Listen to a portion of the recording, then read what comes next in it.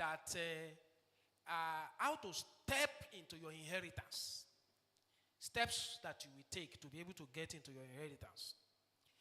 Now, from the book we have read, we discover that these numbers introduce the daughter of Zelophehad as a member of Joseph's lineage.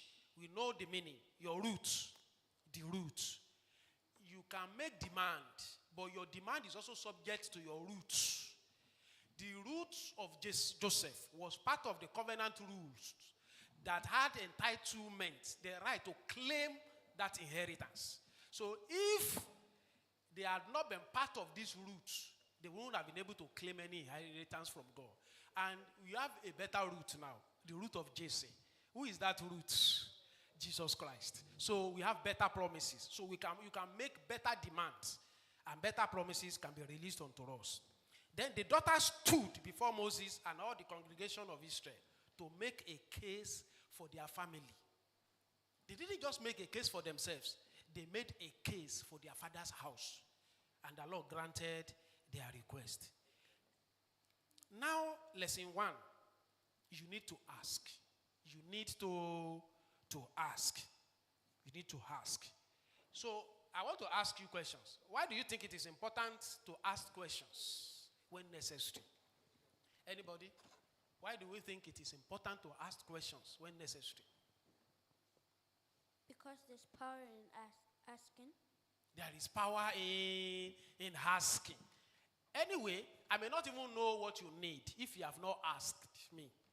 Yes, a good father, which is God, God is more than a good father. God categorized human beings that are responsible as even a good father, knows how to do things, responsibly.